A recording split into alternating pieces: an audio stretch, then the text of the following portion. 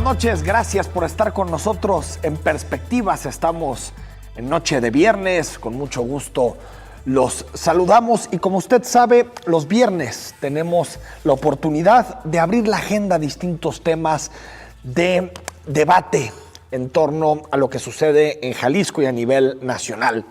Nos hemos dispuesto aquí en Perspectivas, aquí en su espacio de reflexión, análisis y de debate, tratar de acercarte los principales temas que están generando discusión a nivel nacional y a nivel estatal. Comenzamos hace un par de semanas presentándote a ti un panorama en Jalisco de lo que es la pobreza, la desigualdad, los salarios, la precariedad y las dificultades que tienen las distintas familias jaliscienses para llegar a final de mes.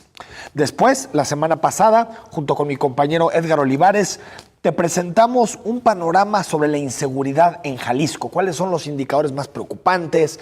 ¿Cuáles son las estrategias en las que el gobierno estatal y los gobiernos municipales han fallado? ¿Por qué vimos un 2017 tan sangriento, tantos miles de homicidios?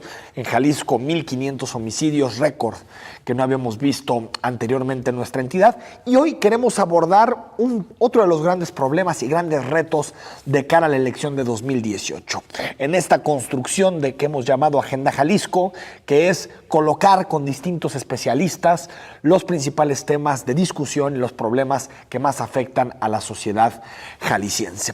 Hoy nos acompañarán, en un ratito más están aquí con nosotros, Alberto Vallardo, académico del ITESO, alguien muy interesado en estos temas de transparencia y combate a la corrupción, y también nos acompañará Anel Vázquez. Ella es integrante del Comité de Participación Social del Sistema Estatal Anticorrupción y es también profesora de la Universidad de Guadalajara. Para comenzar el diagnóstico sobre corrupción, hay que decir que es un problema que se ha convertido la corrupción o que de alguna manera se ha colocado en el centro de la opinión pública, del debate público en los últimos años. La corrupción siempre ha sido un problema de nuestro país, pero no tenía la atención que en estos momentos tiene por parte de la opinión pública. Es decir, mucha gente decía que le molestaba la corrupción, que le parecía un problema que nuestro país tenía que atender, pero que sin embargo de alguna manera votaba en otras claves, prefería votar pensando en su bolsillo, en la seguridad, en otros temas, y la corrupción no necesariamente era un motor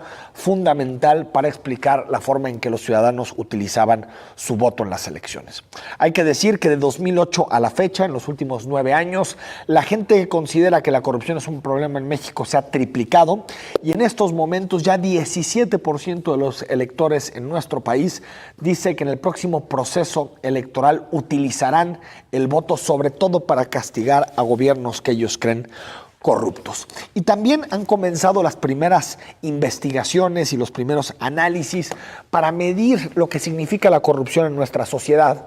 Y nos hemos dado cuenta que la corrupción, de acuerdo a lo que ha analizado en su momento María Amparo Casar en su estudio sobre anatomía de la corrupción llega hasta el 9% del Producto Interno Bruto. Es decir, 9 centavos de cada peso que se mueve en la economía tienen que ver con prácticas corruptas o con prácticas que no encajan dentro de la normativa y la honestidad que tiene que regir al sistema público. 9% del PIB, para que usted se dé una idea de esta cifra tan enorme que significa, es más o menos la tercera parte de todo el dinero público que se gasta en este país en un año fiscal. Estamos hablando de cifras que son tremendamente altas, 9% del PIB en actividades relacionadas a la corrupción. También, ¿qué detona la corrupción? Una clase política ilegitimada. Es decir, que en estos momentos nos encontramos con el nivel más alto de rechazo a la clase política y a los funcionarios públicos que tenemos en la historia de nuestro país. De acuerdo a las distintas encuestas, solamente 2 de cada 10 mexicanos confían en este momento en la clase política, y hay incluso, lo estamos viendo en pantalla algunos de ellos, hay integrantes de esta clase política que están aún más ilegitimados, como por ejemplo los diputados, los magistrados, el Poder Judicial, que también tienen que enfrentar tasas de ilegitimidad muy altas. Otro asunto que es importante señalar son que la corrupción termina generando un ecosistema de cuestionamiento continuo a las instituciones públicas. Es decir, se convierten en tapaderas, en escudos de impunidad que hacen que sea muy difícil que los corruptos enfrenten distintos procesos y por lo tanto se genera un cuestionamiento constante a las instituciones de nuestro país. Y por supuesto, gobiernos sin rendición de cuentas. Sabemos qué nos prometen los gobiernos, lo que nos dicen cada campaña los políticos. Sin embargo, después es muy complicado para un ciudadano común y corriente, incluso para los medios de comunicación, poder exigirles a los políticos y a los gobernantes que rindan cuentas por lo que hacen. Y en Jalisco tenemos una historia reciente de problemas muy particulares en materia de corrupción. Hay que recordar que el sexenio de Emilio González Márquez, que fue de marzo de 2007 a marzo de 2013, fue un periodo de tiempo, una gestión marcada por muchos casos de corrupción. Muchos de ellos ni siquiera han encontrado castigos, la utilización de pensiones de Jalisco, de pensiones del Estado, lo que significó también la apuesta por los Juegos Panamericanos, muy poco transparente, opaca, sin que sepamos exactamente en qué se gastó buena parte de los recursos públicos, obras públicas, desviaciones de toda índole relacionada también con la vivienda pública, es decir, Ciapa, que fue otro generador de escándalos en Jalisco en este periodo. Ha habido algunas sentencias, un par, sin embargo, la mayoría de estos casos de corrupción están totalmente impunes y no hemos visto realmente que la alternancia en el poder en Jalisco haya permitido que nosotros sepamos un poquito más de los casos de corrupción y de las tramas de corrupción que había en torno a la administración de Emilio González Márquez. Y así entramos al sexenio de Aristóteles Sandoval. Hay que recordar que el actual gobernador del estado prometió en campaña que iba a ser muy duro con los casos de corrupción. Hablaron de desviaciones millonarias en algunas obras públicas, como por ejemplo la ciudad judicial. Se habló también de lo que había significado la inversión en Juegos Panamericanos y mucha desviación de recursos públicos para estos proyectos. Sin embargo, de acuerdo a lo que ha dicho la Fiscalía, los dos fiscales que han pasado por el cargo, primero Luis Carlos Nájera y después Eduardo Almaguer, no han tenido la capacidad, no han tenido la posibilidad de probar que realmente detrás de este tipo de apuestas económicas y de gobierno hubo desviaciones, hubo sobreprecios y por lo tanto hubo de alguna forma malversación de recursos económicos. Hace muy poco la Fiscalía General del Estado aseguró la Villa Panamericana para investigar más a fondo y tampoco tenemos ningún resultado en esa materia, es decir, no tenemos ni una sola explicación sobre el dinero que se gastó en los Juegos Panamericanos y en ese proyecto monumental de miles de millones de pesos que concluyó en 2011. Pero durante el periodo de Aristóteles ha habido algunos casos que tampoco han tenido una resolución adecuada. Por ejemplo, los moches. Sabemos que es una práctica común, que es una moneda corriente que se utiliza en el sector público, esta idea de apoyar a constructores, apoyar a arquitectos que se involucran en la obra pública y a cambio estos personajes, estos constructores, la iniciativa privada da al funcionario, a un partido político, un político en determinadas circunstancias, entre el 10, 15, 20 o hasta el 40%, como sucedía de acuerdo a una investigación de Mural al interior de la Secretaría de Infraestructura y Obra Pública. Es decir, estamos hablando de porcentajes muy altos de corrupción que se estaban manejando, incluso a quien operaba esa serie de moches, esa cadena de moches al interior de la CIOP, se le denominó como la Z40, precisamente por el porcentaje que pedía para favorecer con contratos de obra pública a distintos constructores. De ahí hemos visto otros espacios en donde se palpa la corrupción. Obviamente uno de alguna forma se acerca a la realidad a través de lo que publican los medios de comunicación, de lo que hemos podido investigar aquí en Canal 44, pero otro de los casos y otro de los hechos que se están consumando es el mal manejo administrativo que hubo en la Secretaría de Salud Jalisco. Lo platicamos en este espacio, en Perspectivas, en muchas emisiones. En la Secretaría de Salud Jalisco había un desorden administrativo que parecía que incluso superaba el mero desorden, es decir, que estábamos hablando ya de una administración muy irregular de los recursos. Había señalamientos por parte de la Auditoría Superior de la Federación, había también faltantes muy importantes, incluso recursos para el Hospital Civil que no aterrizaban o que no llegaban a las arcas de los hospitales. Sin embargo, hasta ahorita empezamos a ver alguna investigación seria en torno a lo que está sucediendo con la Secretaría de Salud Jalisco y todo el desabasto que se vivió en la entidad durante la administración, durante la Secretaría de Antonio Cruz, es el ex titular de la Secretaría de Salud. Comienza el Sistema Estatal Anticorrupción, otro de los elementos importantes del combate a la corrupción. Ha habido dos importantes decisiones, el nombramiento de un auditor y el nombramiento del fiscal anticorrupción, que pasaron por muchísimos problemas legales, amparos, jurídicos. Aquí lo tratamos profusamente en este espacio de perspectivas. Sin embargo, ya parece más o menos instalado. Hace algunos días ya está en marcha el comité coordinador que permite que sociedad civil participe dentro de los trabajos del Sistema Estatal Anticorrupción, presidiendo el propio comité. Sin embargo, pues por supuesto que el sistema se tiene que abrir paso entre muchísimas suspicacias y muchísimas dudas que hay sobre su funcionamiento y sobre si en realidad va a dar los resultados que prometió desde su articulación. Es difícil, el problema de la corrupción trasciende la mera implicación de algunas instituciones en el tema. Es un asunto social, de prácticas culturales, no cultura entendida como, digamos, una serie de rasgos arraigados en una sociedad, sino más bien una serie de prácticas que se desenvuelven en el tiempo y que hacen muy difíciles que se hagan algunas modificaciones que son importantes para combatir la corrupción. El sistema estatal tiene muchas expectativas, hay muchos ciudadanos que confían en que esta puede ser una apuesta institucional, pero hay que decir que llevará tiempo, que tiene el fiscal anticorrupción que da resultados, pero sentarse bien en la silla, armar su equipo, la auditoría tiene que reformarse por completo, el Congreso tiene otra vez que adoptar su papel crítico y de alguna forma de fiscalizador de las cuentas públicas y de los dineros públicos.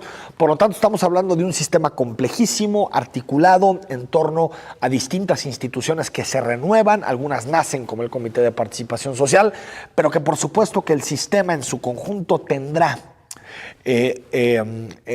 resultados o tendrá eficacia en la medida en que la ciudadanía, que los medios de comunicación estén supervisando los trabajos, exijan que haya resultados de fondo y por lo tanto no permitan que este velo de silencio termine dominando a la administración pública. Hasta aquí la introducción a este tema, corrupción. Hoy hablamos de la corrupción en Jalisco. ¿Cuáles deberían de ser las agendas de los gobiernos, del gobierno del Estado a partir de 2018 y en la actualidad? ¿Qué se debe proponer que no está en la discusión pública y qué diagnóstico hay de parte de organismos sociales, de académicos, de profesores en torno al tema de la corrupción? Todas las líneas de comunicación abiertas, Twitter, Facebook, WhatsApp, si nos quieres mandar un mensaje. Estamos en Perspectivas, viernes por la noche.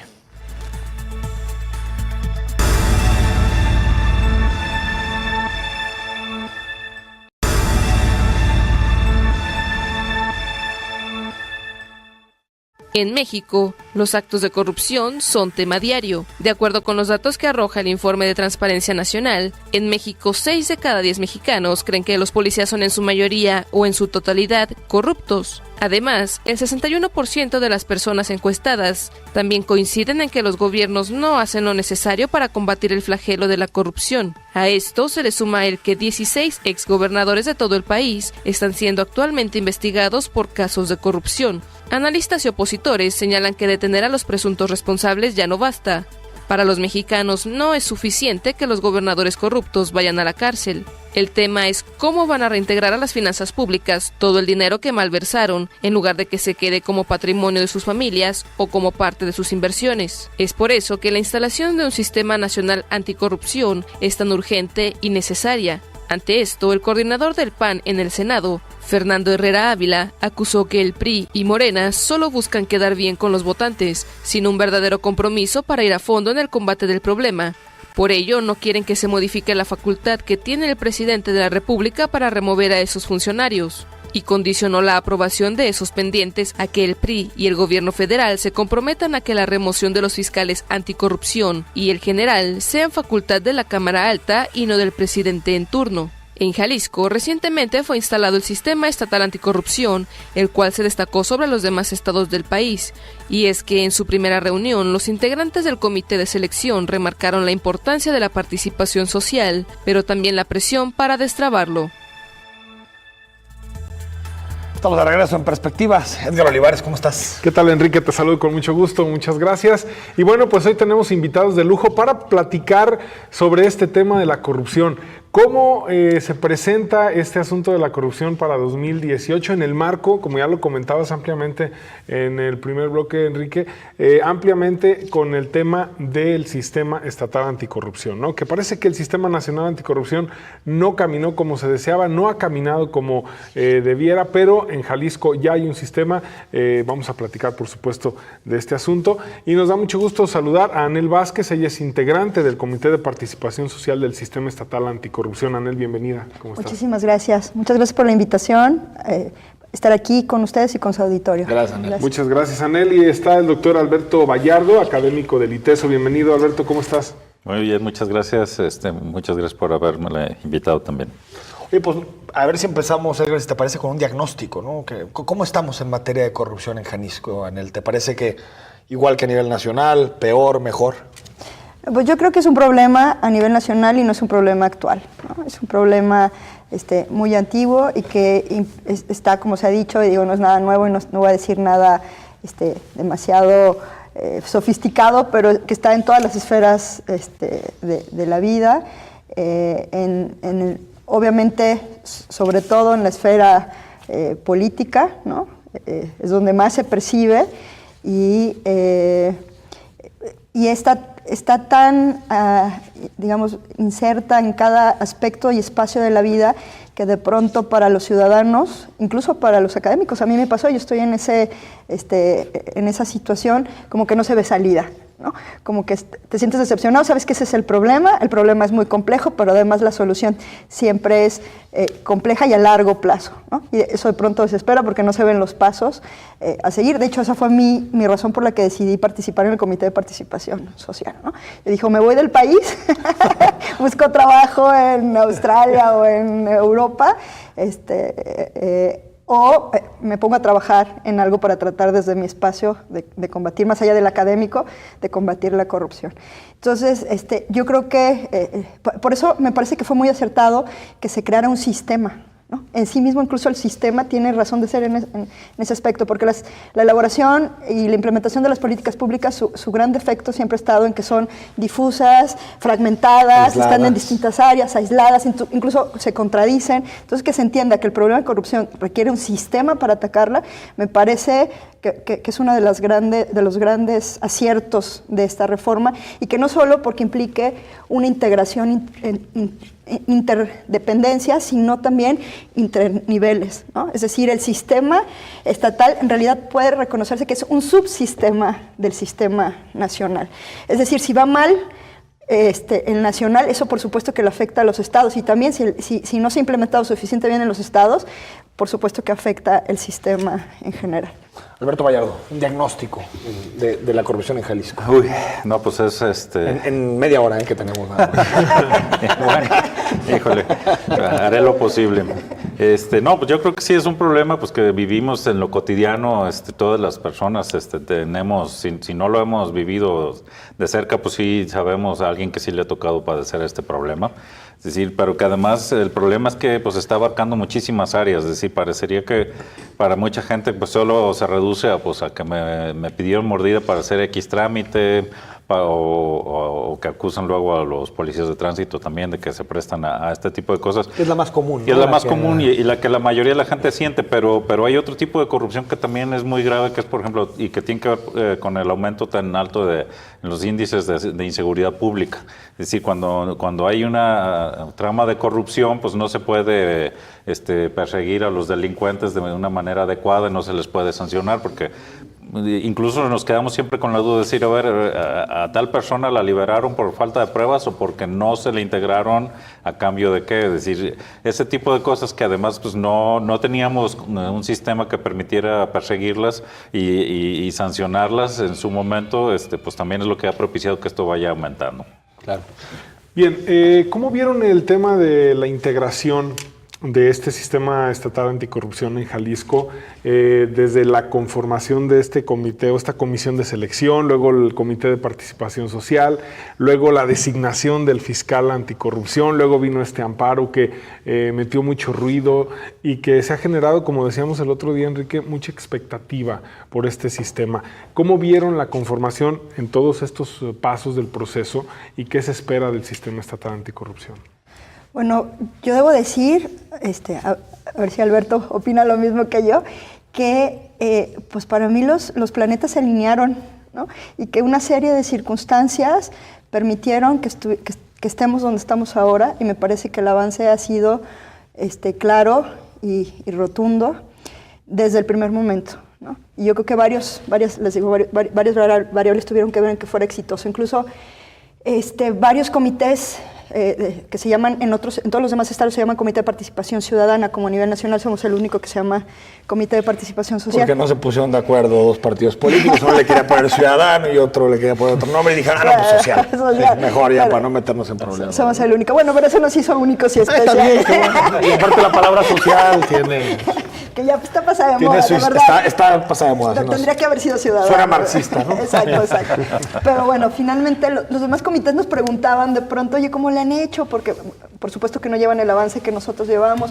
Pásenos su libro blanco, ¿no? Como su metodología, sus criterios. Y les decimos, pues por supuesto que se los pasamos, pero no creo que eso sea la explicación del éxito, para nada.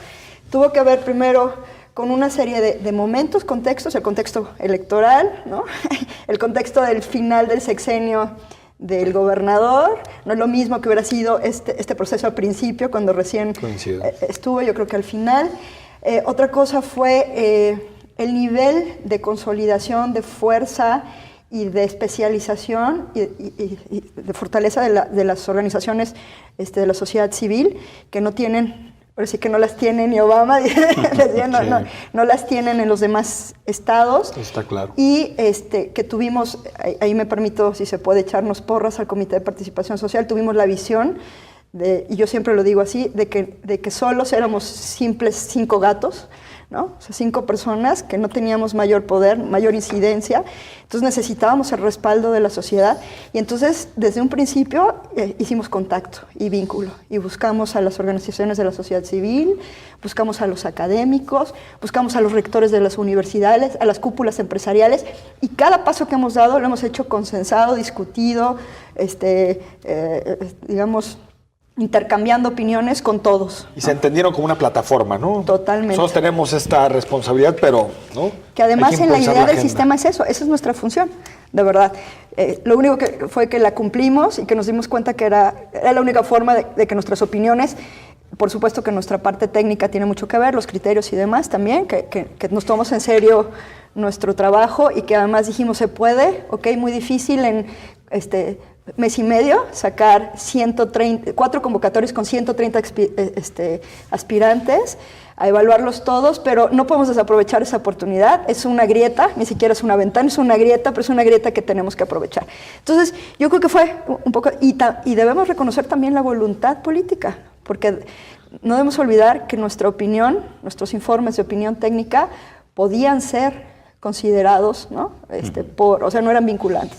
Pueden ser considerados por el gobernador y por el Congreso, pero creo que, por ejemplo, en la primera terna que envió el gobernador del fiscal anticorrupción, quedó claro lo que le podía pasar al gobernador si no tomaba en cuenta el comité. Claro. Que se le armó un escándalo que fue lo que local le dijimos. por involucrar a alguien que no había aceptado la evaluación del comité, ¿no? Exactamente, y le dijimos eso, es legal, usted no estaría cometiendo ninguna ilegalidad, pero no es legítimo, como se habrá dado cuenta, y ahí estuvo el momento. Entonces yo creo que funcionó por eso, vamos bien, por todos estos elementos. Bien librados hasta el momento. Alberto, la primera instalación, los primeros nombramientos, ¿qué te han parecido?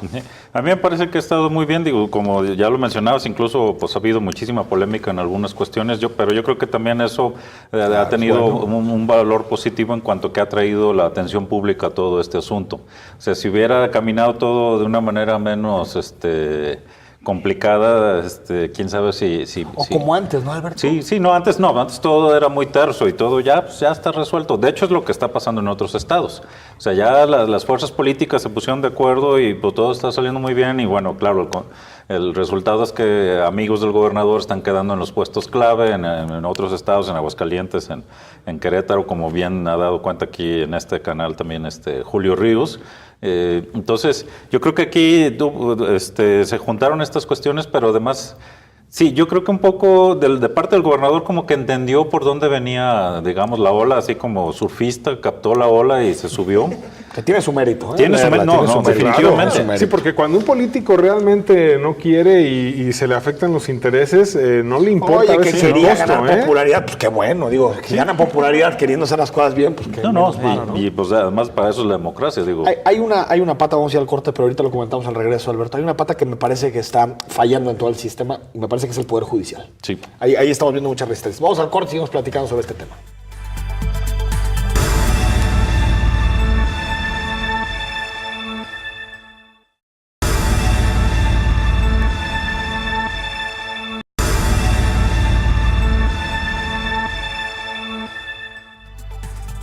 Estamos de vuelta en Perspectivas, platicando sobre temas importantes, Edgar, sobre corrupción.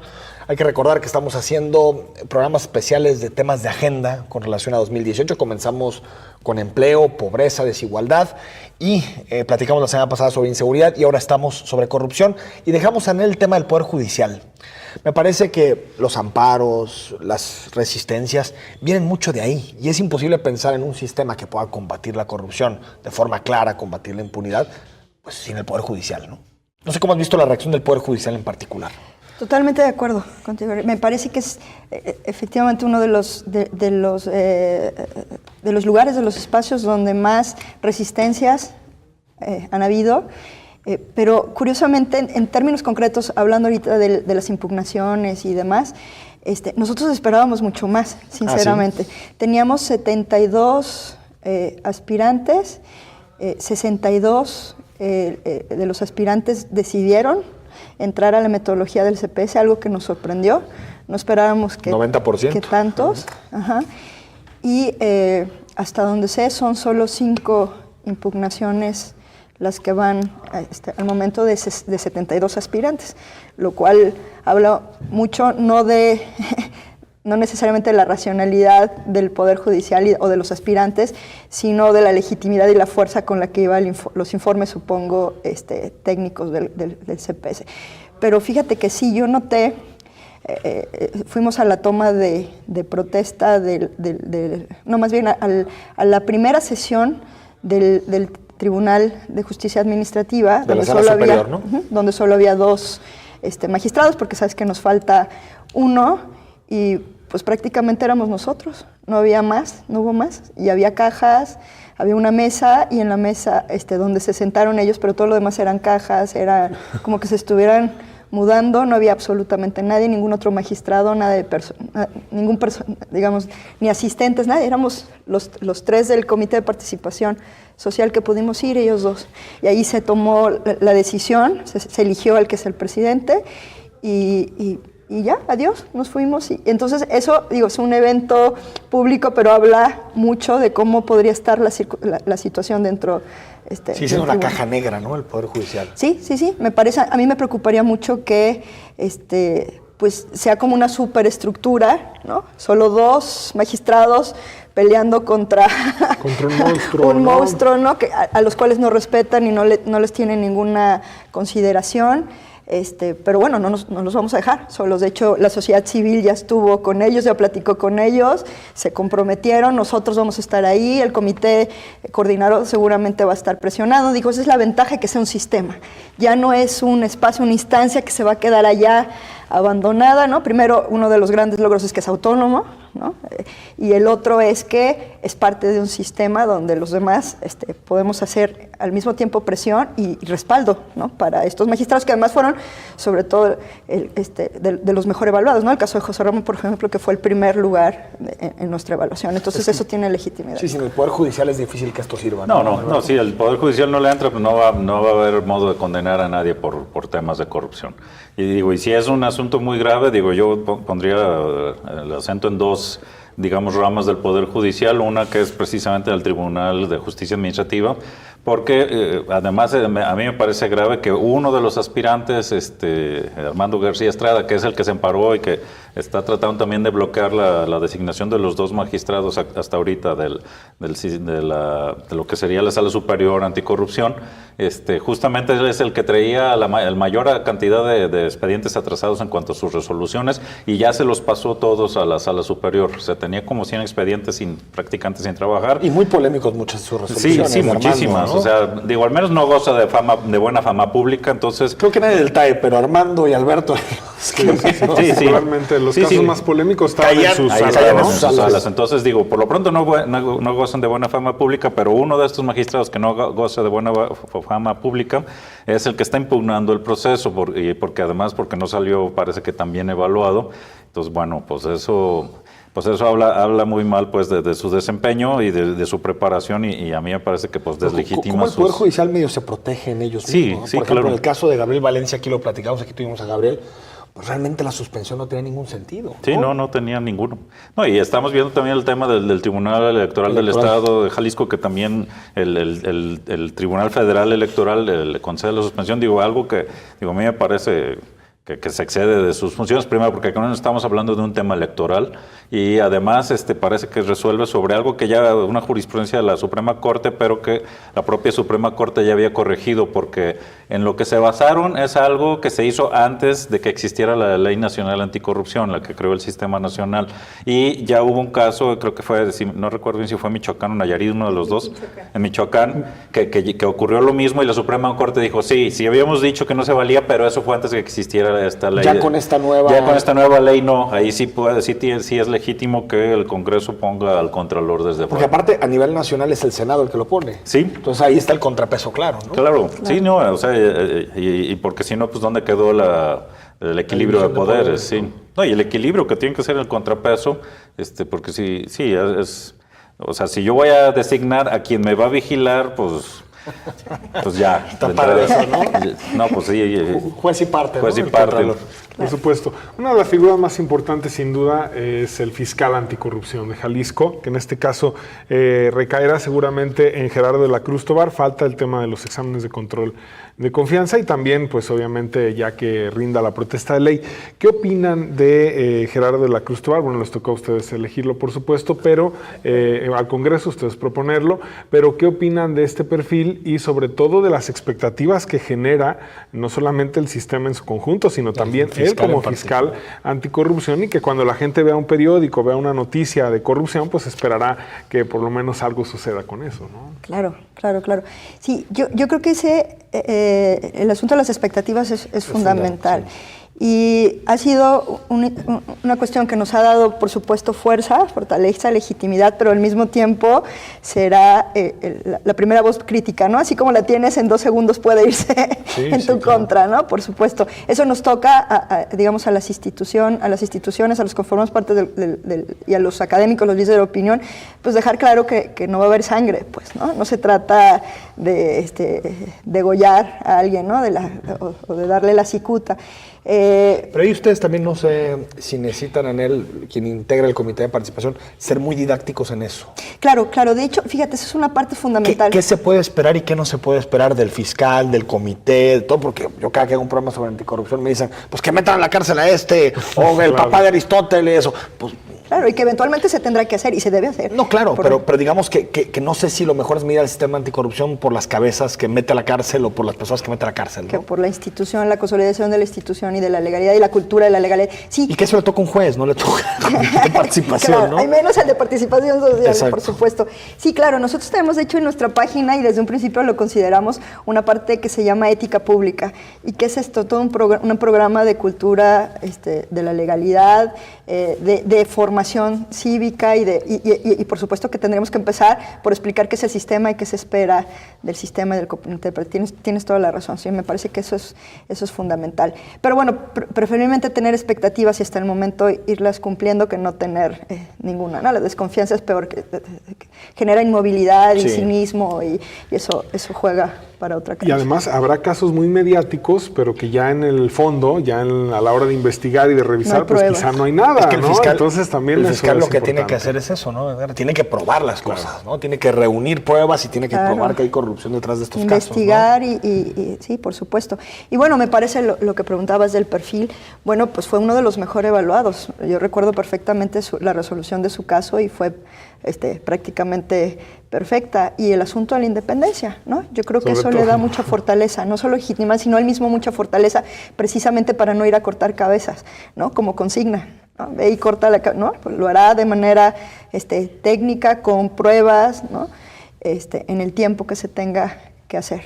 ¿no? Alberto, sobre la Fiscalía Anticorrupción. Sí, yo, pues mira, apenas lo conocí yo bueno, electo, por así llamarlo, al fiscal. Virtual, ¿no? Al virtual, Como hemos fiscal dicho, anticorrupción. lo llamamos virtual. Sí, real. Sí, para no meternos en problemas. Apenas lo conocí en la instalación del comité coordinador del sistema anticorrupción, pero digo, a mí me parece que justamente la independencia que él tiene y el que no haya tenido ningún padrino que lo respaldara, eso juega a su favor. Y sí, pues va a ser cuestión también pues de que la ciudadanía pues se vaya dando cuenta que no es un asunto tan simple como decir aquel es corrupto y métanlo a la cárcel. Pues lo vi no. en el periódico, ¿no? Lo vi, que él es corrupto. Pues no, a ver, Sí, pues los hay medios tienen que ser que ciertos. juntar, Lo leí en el periódico, como te decían antes, ¿no? Lo vi en la tele. Sí, no, pues es que ese es precisamente el problema, o sea, porque además luego eso pues, nos puede distraer también de quienes sí están cometiendo actos de corrupción, pero que no los estamos viendo. Y yo creo que un poco va a ser también el trabajo que se va a tener que hacer precisamente el sistema, es decir, más allá de cuánta gente entre a la cárcel, que sí es importante, y también pues todo lo que se pueda recuperar de lo que se haya digamos, conseguido de recursos de manera ilegítima e indebida. Yo creo que lo más importante del sistema va a ser más bien empezar a corregir aquello que permitió que se dieran estos actos de corrupción. Es decir, actualmente no hay nada que nos impida que ocurra algo como la estafa maestra, o no hay nada que nos impida que haya un tema también de conflictos de interés, como ocurrió con lo de la Casa Blanca de Peña Nieto. Es decir, no hay nada que nos ayude a controlar eso, y justamente ahí es donde el sistema, tanto el estatal como el nacional, van a tener que empezar a trabajar. Eso se va a tardar muchos años. Yo creo que eso sí es muy importante que el auditorio lo vaya tomando en cuenta. ¿Por qué? Porque bueno, pues esto se construyó, pues ya casi un siglo tiene de haberse construido estos sistemas y esta corrupción. Entonces pues nos va a tomar también varios años en poder detectar dónde está esto y empezar a hacer los ajustes que vayan acotando los márgenes de discrecionalidad y que construyan también las instituciones que lo y controlen. que tenga, Alberto, que tenga Gerardo de la Cruz todas las condiciones para cumplir su trabajo. Además. O sea, ¿qué dijo Teresa Medina cuando llegó a la Fiscalía de Búsqueda de Desaparecidos? No tengo nada. Claro. No, es decir, no es simplemente poner una persona nueva, sino toda una estructura de MPs, de gente con otra formación, y eso no sé si el gobierno del Estado, no sé si el Congreso está en la disposición de dárselo a Pues Gerardo, ¿no? digo, pero a nosotros como ciudadanos sí nos toca exigir que esas condiciones se creen. Digo, así como se crearon estas condiciones para que tengamos un sistema estatal del que nos podamos enorgullecer a nivel nacional, pues a nosotros los ciudadanos nos toca exigir también que se vayan creando esas condiciones. Digo, como dicen algunos, pues obras son amores, pero también presupuestos es compromiso. Claro, por supuesto. Vamos al corte, seguimos hablando sobre corrupción esta noche en Perspectivas.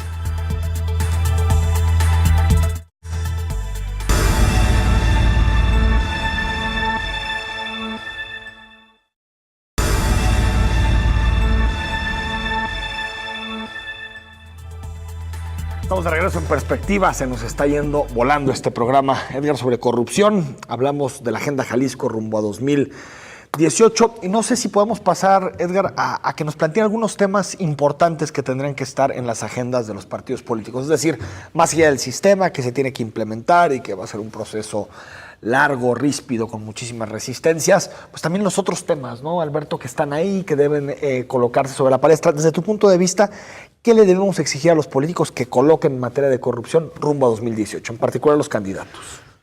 Pues primero tendría que definir, pues como decía antes del corte, el tema del presupuesto que van a designar, es decir, y bueno, pues como dicen, pues la cobija no alcanza para todo, pero bueno, hay una muy buena propuesta que es que le corten al tema de comunicación social. Yo creo que ahí se puede conseguir bastante dinero y bueno, también siguiendo sobre todo la premisa básica, es decir, la mejor publicidad para un gobierno es hacer bien su trabajo. Entonces, de entrada, pues ese sería ver el compromiso que van a mostrar en todo esto y luego también pues de cómo se van a ir también respaldando todo lo que se vaya planteando desde este sistema. Incluso la cuestión aquí es la autonomía también del fiscal general. Que ese también yo creo que es algo fundamental, porque si no corremos el riesgo de que el fiscal general no le guste la investigación que está haciendo el fiscal anticorrupción y lo quiera despedir o lo bloquee. No han adaptado las leyes todavía. No, todavía no las han adaptado, ¿no? Eso es muy grave. Eso es muy importante, la Fiscalía General Autónoma, ¿no? Entonces decías, presupuesto, autonomía de la Fiscalía General del Estado y nombres. Sí. Igual estaría bueno que se animen los candidatos a la gobernatura de decir, mi gallo sería este. Sí, aunque también ahí la Fiscalía General también tendría que pasar por un proceso de comité y de valoración, etcétera, que le consigue. Así es que convocatorias abiertas que nos garantice una mayor autonomía y legitimidad también de quien quede en ese puesto. Sí, porque precisamente de eso radica su autonomía.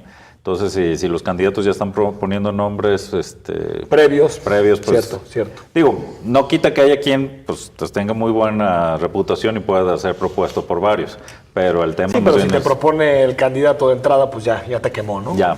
Otros temas, Te chupó el diablo. Ya te chupó el diablo.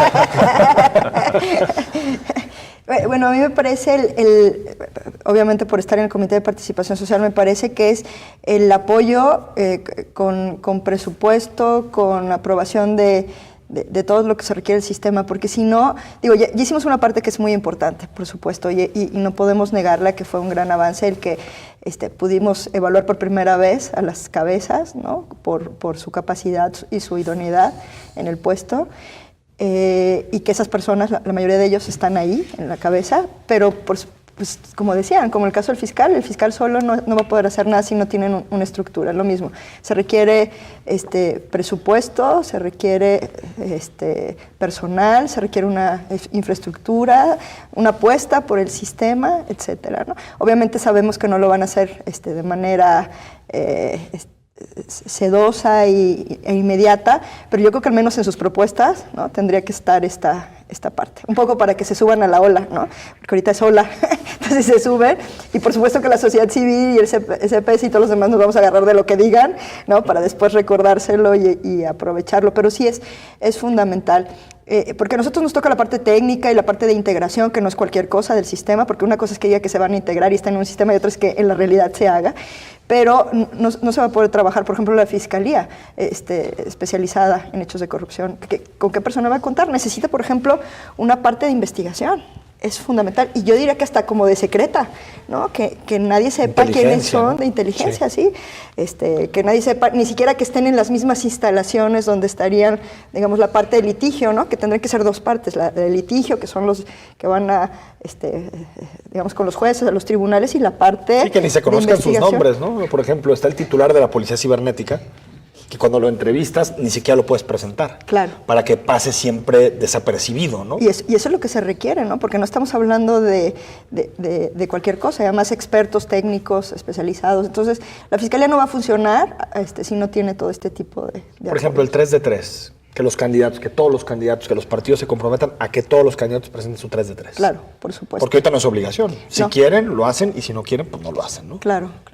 Y que además ahí en las campañas muchas veces es el origen de la corrupción, porque es donde se hacen los acuerdos con los empresarios o con quienes te van a ayudar en la campaña con dinero para que una vez que llegues al poder, bueno, pues les tengas que regresar el favor. Ahí tendría también que vigilarse el tema, ¿no? Totalmente, de acuerdo. ¿Cómo se puede hacer, Anel, en el caso del dinero en las elecciones, en las campañas, en los compromisos? ¿Cómo se rompe ese círculo? Que es tan nocivo, porque como decía Edgar, un empresario llega y le dice a un candidato, oye, pues yo tengo este dinero, pero cuando llegues, pues ahí tengo una licitación. ¿Cómo se rompe eso? ¿Es un asunto de transparencia, de Estado de Derecho, de tribunales? ¿Qué tenemos que hacer para romper ese vicio que yo coincido contigo? Ahí comienzan muchísimas prácticas de corrupción. Pues todo lo que dijiste, efectivamente es una mezcla de todo, y la Fiscalía en delitos electorales es fundamental. Digo, hasta ahorita no se conoce, no sé si ustedes conozcan a alguien que haya sido encarcelado por delitos electorales, ¿no? Entonces, yo creo que sí es fundamental que se haga una investigación, es un poco de cultura, de transparencia, de rendición de cuentas, de los partidos, de presión de la sociedad civil, ¿no? de los vigilantes, de los observadores, etcétera. Sí es una mezcla de todo, todos tendrían que estar contribuyendo ahí a que se dé. Yo creo que, así como la Fiscalía Especial en hechos de corrupción, también tendría que ser la Fiscalía Especializada en Delitos Electorales que esté vigilando ese tipo de asuntos. Ahí hay un asunto, también una pieza, Alberto, que queda de pronto desdibujada, pero que tiene un papel central, que es la Contraloría. En este momento me parece que hay generar una buena opinión sobre la Contralora, sobre Teresa Brito, pero hasta donde yo sé de todas las investigaciones que el gobernador, cada que se mete en un problema y no sabe exactamente cómo salir, dice, yo le pido a la Contralora que investigue este tema, pues realmente no sabemos nada de las investigaciones, sea Cosome, sean temas relacionados con malversación de recursos públicos, la Secretaría de Salud y el periodo de cruces, los moches, siempre va a parar la Contralora, pero en realidad no conocemos las investigaciones y tenemos muy poco conocimiento.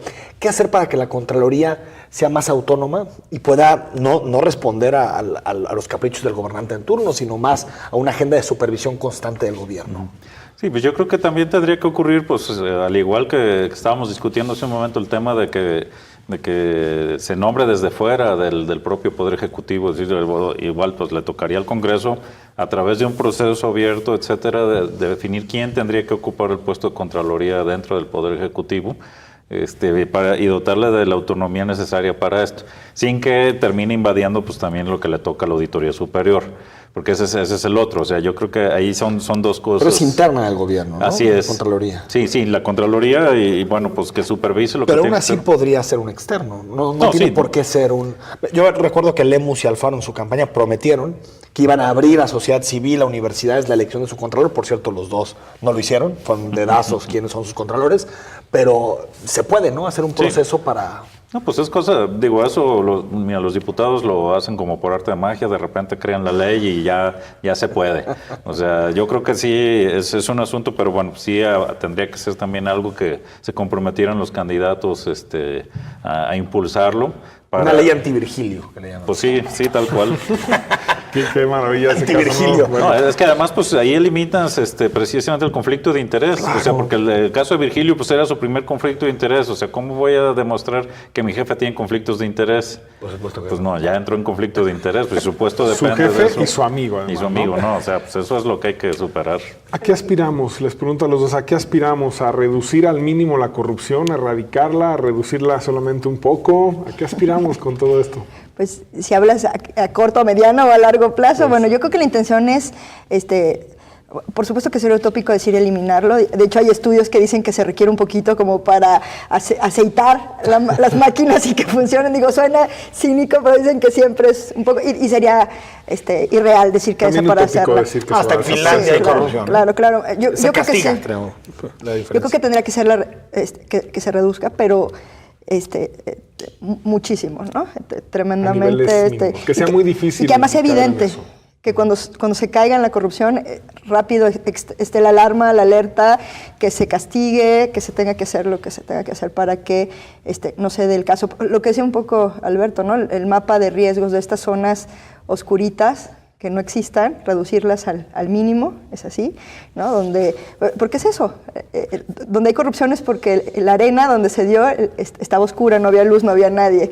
Si acabas con esas zonas, bueno, por supuesto que reduces mucho la corrupción. Habrá algunos que todavía aún así se atrevan, que lo hagan públicamente, ¿no? En el café, ¿no? Pues que se castigue, ¿no? El problema ahora es que hay muchos espacios oscuritos y al mismo tiempo las que se alcanzan a ver o las que alcanzan a salir a la luz, pues no se castiga, ¿no? La impunidad. Entonces yo creo que eso es lo que se tendría que combatir. Y yo creo que eso sí se puede, eso sí es real y para eso está el sistema y para eso estamos todos. ¿Te atreves a poner alguna fecha? Que tú digas, ¿en tanto tiempo puede madurar? Híjole, no. muy difícil, pero bueno, nosotros lo estamos previendo en el CPS, estamos haciendo estudios y diagnósticos y pensamos que al menos 10 años se verán esos resultados, ¿no? Estaríamos poniendo Hay que empezar algún día, ¿no? Claro, Sí, claro. Alberto. Sí, yo coincido con él. Digo, yo creo que lo que más bien hay que aspirar es a controlar la corrupción y sobre todo, digamos, de manera estratégica, controlar la corrupción que está incidiendo en las áreas donde tiene más incidencia y donde puede causarnos mayores perjuicios, incluso porque además el tema de la corrupción termina incluso causando violaciones a los derechos humanos, claro. Y pone en riesgo a la gente. Digo, el tema en la Ciudad de México, todos los edificios que se vinieron abajo por no cumplir con la normatividad de la construcción, pues, digo, ese es un ejemplo muy claro de lo que puede ocurrir, pero igual puede ocurrir que se permita a alguien que no cumplió con las certificaciones que se requiere para operar a una persona, y bueno, pues la cantidad de gente que pone en riesgo. Que se roben dinero y que por lo tanto un joven no puede entrar a la universidad pública o a la, ¿no? O no pueda tener un lugar en un hospital público. Así ¿no? es, o que incluso alguien que va a recibir un órgano en donación y que lo brinquen porque alguien... Sí, la corrupción sí mata, ¿no? Sí, definitivamente. Entonces yo creo que más bien habría que apostarle por lo pronto y empezar a controlar esas que son áreas muy sensibles, y lo demás, pues bueno, poco a poco, pues también en la medida de lo posible irlo haciendo, y eso coincido también con él, en la medida que se abata la impunidad en esa medida, también vamos a ir controlando la corrupción. Y un asunto social que es importante también, de responsabilidad de la ciudadanía, que es rechazarla y denunciarla, que eso es también importante. Es decir, no solamente rechazarla personalmente, sino que ya no hacerles estas entradas triunfales a los políticos solamente por el simple hecho de ser políticos. Si hay un político corrupto, decírselo, que él es un corrupto, ¿no? Porque antes yo me acuerdo que entraba en un restaurante y bueno, era... Foto y todo, claro. Tú dices, pero este hombre lleva atrás 55 años de prisión, ¿no? En un Estado de Derecho más o menos funcional. Pero me parece que ahora empieza a haber otro chip entre los ciudadanos de decir, no, tú eres un corrupto y por lo tanto no te tengo que hacer ningún tipo de valoración. Bueno, le pasó a Diego Fernández en esa comida, por ejemplo, Fernández, ¿no? Es un pequeño botón de muestra. También el ciudadano tiene responsabilidad, ¿no? Pero totalmente. En rechazarla. Claro. Y hacer vacío social a quienes se sabe que están actuando de mala manera. Sí. Anel, gracias por haber estado con nosotros. Gracias a ustedes. Alberto, gracias. Muchas gracias por la Nos invitación. vamos, Edgar, hasta el lunes. Muchas gracias, Enrique, y que pase un excelente fin de semana.